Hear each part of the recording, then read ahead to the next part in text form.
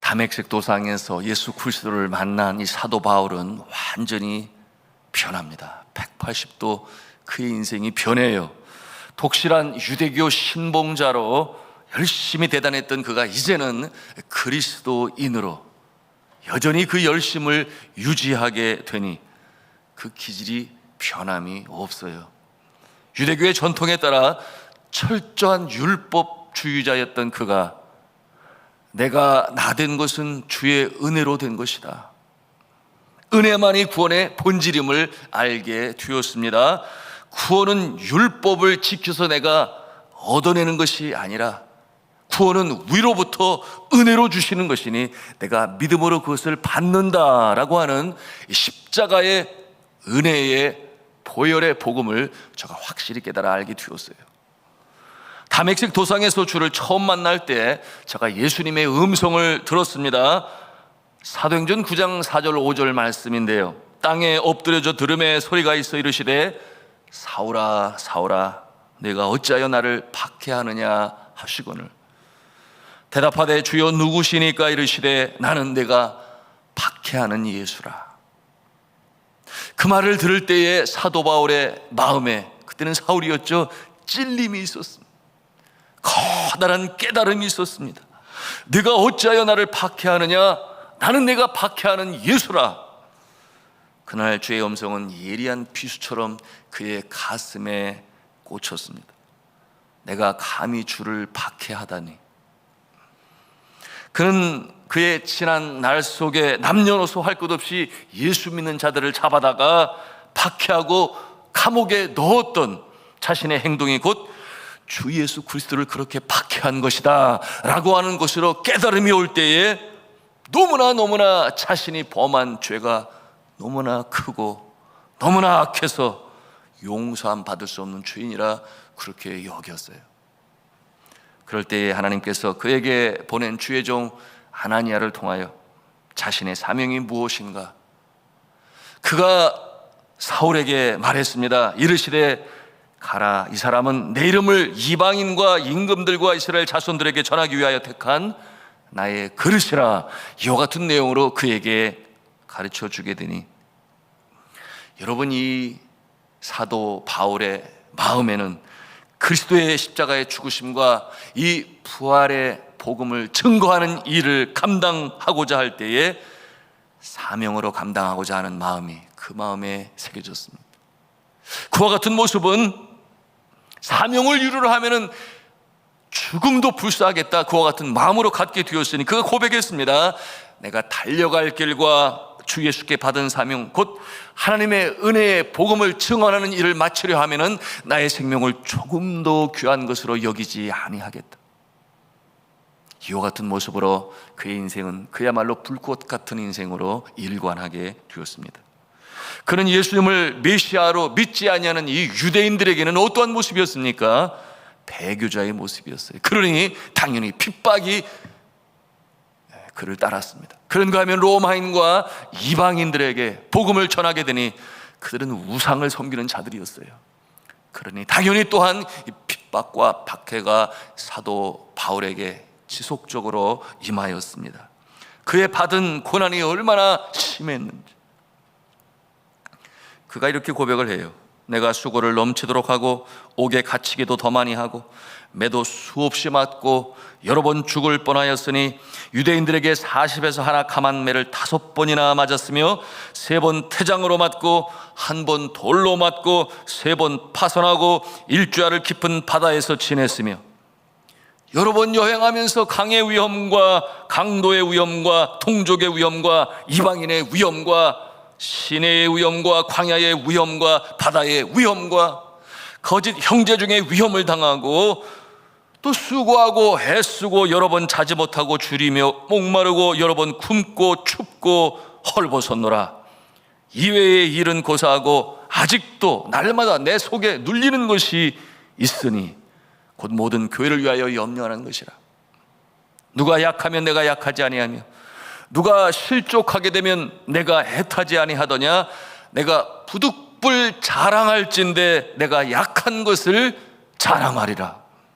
이렇게 자신이 당한 아픔과 고난을 간증하면서, 그럼에도 불구하고 내가 약할 때 곧 강하여졌으니 내 이 약한 것을 자랑하리라. 고린도후서 11장 23절 이하에 그렇게 그는 고백했습니다. 근데 우리를 놀라게 하는 것이 있으니, 여러분, 그가 받은 수많은 고난과 역경을 자랑하겠다고 하는 것이요. 여러분, 이것은 참 이해하기가 쉽지 않아요. 내가 부득불 자랑할질 때 내가 약한 것을 자랑하리라. 여러분, 그가 왜 박해받은 것을 자랑하고자 합니다. 오늘날 이 시대에 이 풍조 문화의 코드에 비교하면 이해가 도무지 되지 않는 거예요. 성공을 지향하고 잘나야 하고 똑똑해야 하고 높은 포지션에 이르러야 하고 사람들로부터 인기와 추앙과 그리고 촉망의 대상이 되어야 할 그 모습과는 너무나 반대 아니겠어요? 오늘 본문 말씀으로 이와 같은 배경을 가지고 이어지는 말씀이 1장 12절의 말씀인데요, 1장 12절 말씀을 같이 읽도록 하겠습니다. 시작.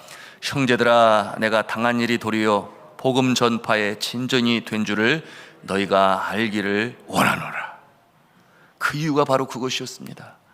내가 당한 모든 고난의 사건들이 이 복음을 전하는 일에 있어서는 오히려 촉진제가 되었다, 격려가 되었다. 복음을 전하는 자들에게 오히려 그것이 격려가 되고 힘이 되고 촉진제가 되었다. 여러분, 정말 그러합니까? 같은 내용의 고백이 또 14절로 이어져요. 우리 14절 말씀을 같이 읽겠습니다. 시작. 형제 중 다수가 나의 매임으로 말미암아 주 안에서 신뢰함으로 겁없이 하나님의 말씀을 더욱 담대히 전하게 되었느니라. 아멘. 사도 바울이 복음을 전하다가 당하는 이 환난과 핍박을 볼 때에, 여러분, 많은 사람들이 격려가 되고 겁없이 담대하게 복음을 전하는 계기를 마련했다 그러는데, 여러분들은 어떠합니까? 여러분들도 그러합니까? 여러분, 이와 같은 박해를 당하고 어려움을 당하는 복음을 전할 때 말이죠, 그 모습을 볼 때에 사람들의 마음은 아주 다양하게 여러 가지 모습으로 나타나게 되니, 여러분, 크게 세 가지로 볼 수 있어요. 첫째는 마음이 슬프지만 이러지도 저러지도 못하는 그런 사람들, 죄의 종들이 복음을 전하는, 또는 선교사가 나의 구역원 중에 믿지 않는 집안에 그러나 복음을 전할 때 당하는 아픔을 보면서 마음은 슬픈데 이러지도 저러지도 못해요. 그러니 어떻게 해요? 아이고, 주여 어쩌자고 그러십니까? 너무나 불쌍하지 않습니까? 주님 어서 속히 구해주세요, 건져내세요. 당연히 예수 믿는 사람이 그렇게 기도하지요. 두 번째, 나는 못하지만 그와 같은 헌신을 보면서 마음의 찔림과 도전을 받는 그와 같은 모습이 있습니다. 그래서 뭔가를 실천해요. 그가 예수님이 걸으셨던 골고다 십자가의 언덕길을 걷는구나. 나는 그러지 못하는데 복음을 위해 그는 그 길을 걷는구나. 내가 어떤 면으로든지 도울 일이 있을 거야. 거기까지 생각을 갖게 되니, 그러므로 할 수 있는 한 동참하고자 합니다. 그래서 기도뿐만 아니라 격려의 편지도 써서 보내고, 그런 거 하면은 물질로도 헌금하고 지원을 해요. 적극적으로 동참합니다. 그런 거 하면은 세 번째 단계의 사람이 있으니 그 길을 이어봤습니다. 마침내 자신도 그 길을 걸어요. 나도 그 길을 가리라. 십자가 없이 어찌 영광이 있으리요. 하늘에 밀이 땅에 떨어져 썩지 아니하면 그대로 있고 썩으면 많은 열매를 맺나니 나도 그 길을 가리라.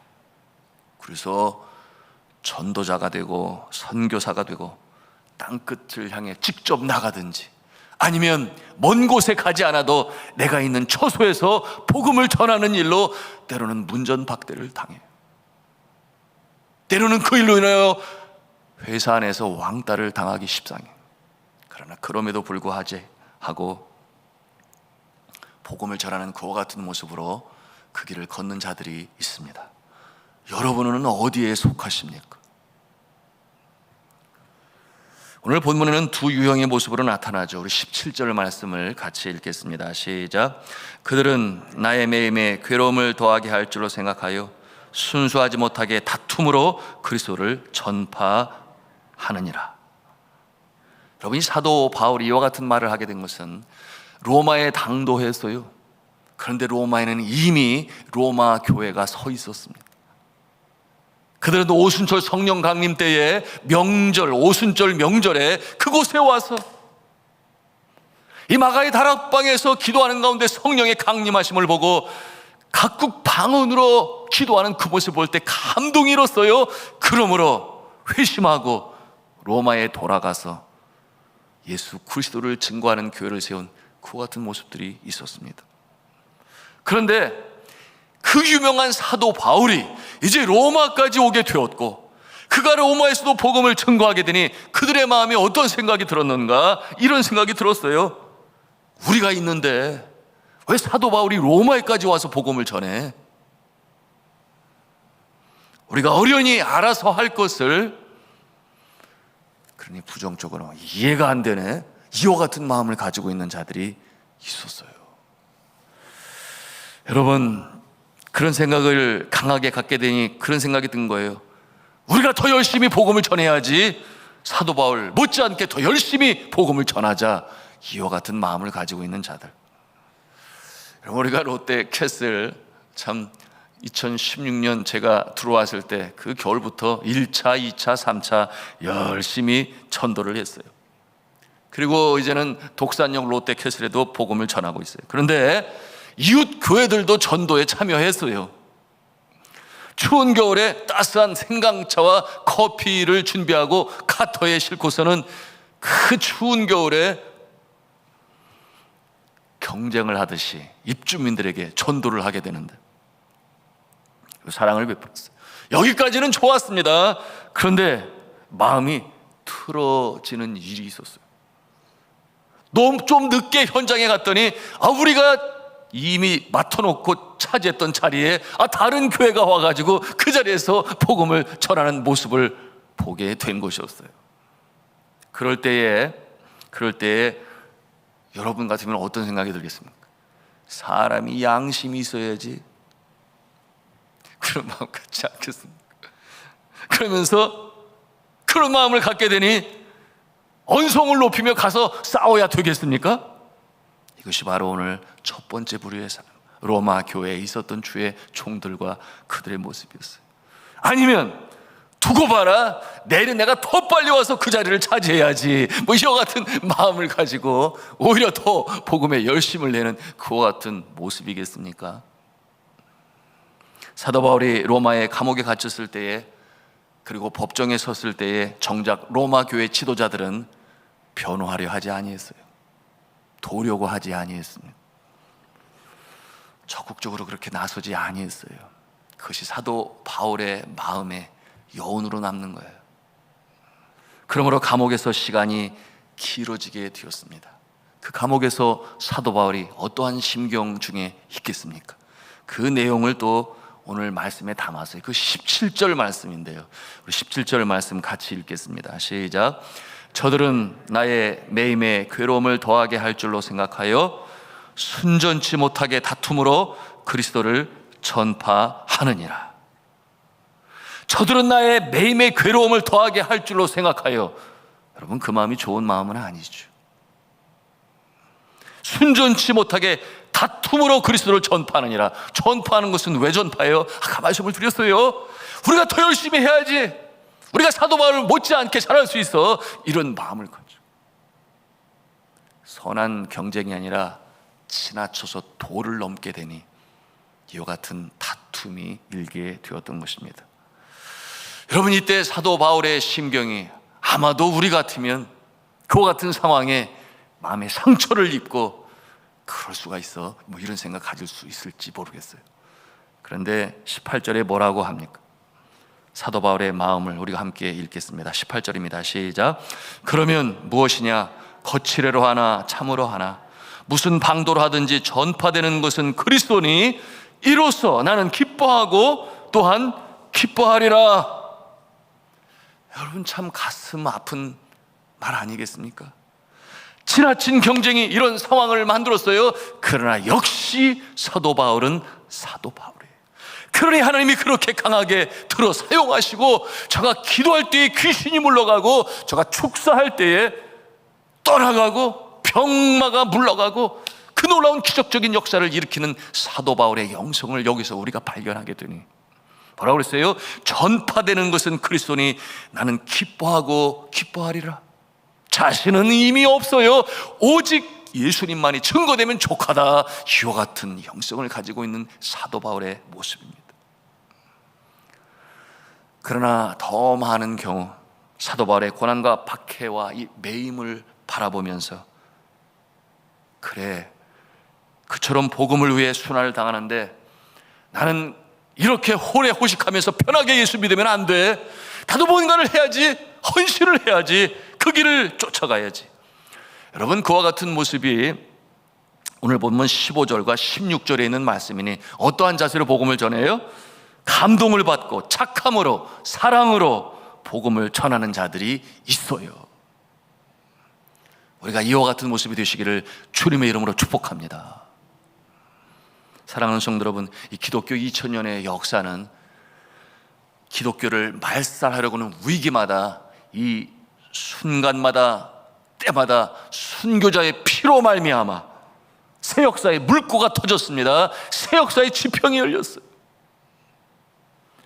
로마 시대 기독교 박해는 극에 달하여 수많은 사람들이, 이 성도들이, 수많은 사람들이 군집하여 로마의 콜로세움 경기장에서 그 로마의 시민들의 그 참 비정상적이죠. 전쟁으로 인하여 가지고 있는 스트레스를 그렇게 풀었다 그랬어요. 기독교인들이 사자의 이빨, 발톱에 밥이 되는 일로 순교를 당하는 그 역사가 있었습니다. 박해의 역사가. 그런데 그 결과는 무엇이었습니까? 기독교가 로마의 그 제국을 이기고 국교가 되는 놀라운 결과를 이룬 것은, 여러분, 그 박해 속에서도 저들에게 무력으로 대항한 것이 아니라 카타콤베 지하 감옥으로 숨어들어 그곳에서 예배하는 일을 그치지 아니했으니. 오늘 이 시대에 환란이 있습니까? 역병으로, 전염병으로 인하여 바이러스로 인해 어렵습니까?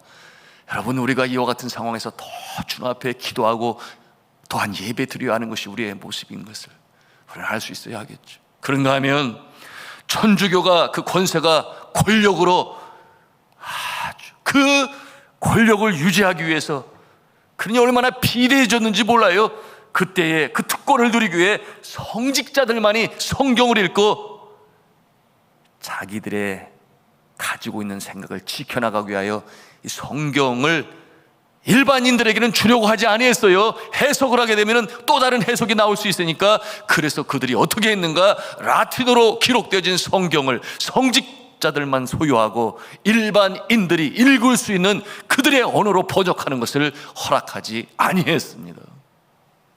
그때 캠브리지와 옥스퍼드에서 공부한 박식한 윌리엄 틴데일이라고 하는 주의 종이 있었으니 성경을 영어로 번역을 해요. 그러다가 발각되어 저가 화형을 당하게 됩니다. 여러분, 그와 같은 역사가 있었어요. 죄종들이 핍박을 당할 때, 저가 화형을 당할 때에 그가 화형식에서 외친 말이 있었으니, 주여 영국 왕의 눈을 열어주소서, 영국 왕의 눈을 열어주소서. 그때 영국 왕이 제임스 왕이었어요. 그와 같은 화형식을 통해 영국 왕의 마음에도 감동이 일었으니 도대체 무슨 일이냐? 그러므로 왕의 칙령으로 성경을 번역하라. 라틴어에서, 헬라어에서 성경을 번역하게 됐으니 그것이 킹 제임스, 여러분 들어보셨을 거예요. 제임스 왕의 이름을 따라서 킹 제임스 표준 성경으로 1611년에 번역을 이루게 되었어요. 그리고 그 성경이 각 세계로 전해지게 되니 복음이, 확장의 역사가 나타나고, 우리나라에 처음 들어온 성경도 킹 제임스 버전, 우리 부역장님들과 함께 저 서산에 있는 처음 성경이 들어온 그곳을 함께 방문했던 적이 있었는데, 일제강점기 신사참배를 거부하던 때에, 여러분 아시는 대로 주기철 목사님은 끝까지 신사참배를 거부하고 하늘 가는 밝은 길이 내 앞에 있으니. 제가 찬송을 부르며 하늘나라 주님의 품에 안겼습니다. 그 순교로 인해서 주의 종들이 눈물로 회개하고 신사참배를 거부하고 그러므로 감옥에 갇히기 시작했습니다. 그들의 눈물 어린 간절한 강청의 기도는 마침내 1945년 8월 15일에 광복을 가져오게 하였습니다. 성도 여러분, 순교자는 죽지만 그 영혼은 죽지 아니하고 하늘의 별이 되어 주를 위해 헌신을 다짐하고자 하는 자들의 가슴에 영원히 빛나는 별로 남아 있는 것입니다. 말씀을 맺습니다. 오늘 이 사도 바울은 감옥에 있어요. 그곳에서 편지를 써서 보냅니다. 자신이 당하는 이와 같은 아픔과 환난과 박해를 통하여 그 모습을 보고 격려가 되고 위로가 되고 나도 그 길을 가리라 하는 그와 같은 많은 사람들이 복음으로 증거하게 됐으니 내가 내 약함을 자랑하리라. 주만 나타나면 그것으로 나는 족하다. 여러분, 오늘날 이 시대에도 그와 같은 모습들이 있으니 선교지 현장에서 순교당하는 선교사들의 모습이요, 그런가 하면은 저 북녘 땅에 여전히 순교의 반열에 서 있는, 지금도 눈물로 주 앞에 기도하며 처형당하고 있는 그 모습이 우리에게 어떠한 느낌을 줍니까? 내가 너무 편하게 예수 믿는 것 아니야? 나도 그 길을 쫓아가야 되는데. 예수님의 길을 쫓는 그들의 모습을 보면서 우리 마음에 찔림이 되고 도전이 되고 또한 격려가 돼서 주의 복음으로 증거하는 저와 여러분 되실 수 있기를 주님의 이름으로 축복합니다.